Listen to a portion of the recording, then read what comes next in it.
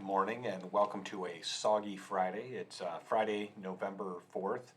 I'm guessing if the wind didn't knock the leaves off your trees in the last few days, the rain will batten them all down, and we should have them all free and clear and ready to be raked up this weekend. Um, I don't have a lot to talk about this week.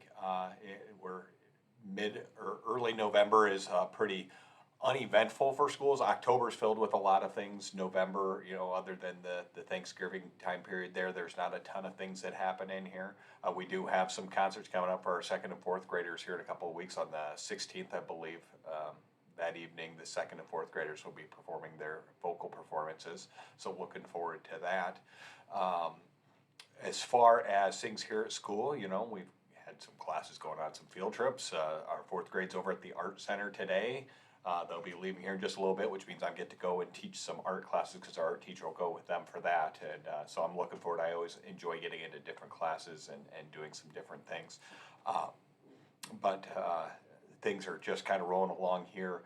One thing I really do want to talk about is we are getting into the big bug season. Not like bugs, creepy crawlies, but bugs is in respiratory and tummy aches and all that stuff.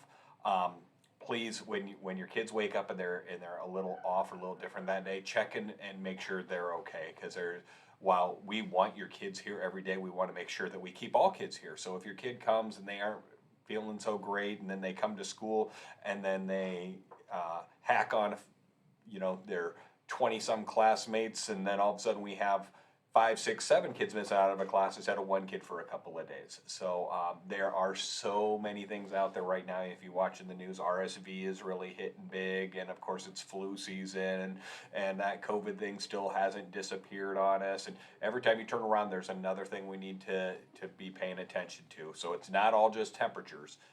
Make sure you're checking your kids out and make sure they're doing okay.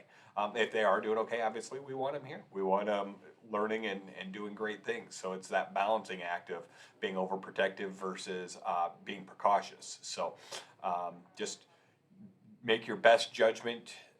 Try and assess the situation as best you can. I know you're not all doctors and nurses out there, and it's not your professional calling. I never know when my kids were it's just a two-minute bug and they just need to wake up a little bit, or it was something bigger. I got a few calls from school saying come pick up when my kids were little too. But let's just do everything we can, and once again encourage those big things like hand washing and taking care of ourselves and eating good, healthy, and getting that right amount of sleep so that we can come and fight those things off as best we can. That's the best way we can keep these kids healthy, keep them in school, and keep everybody rolling here. So have a great weekend. We will talk to you all soon, and I just hope everybody stays dry. Thanks, guys.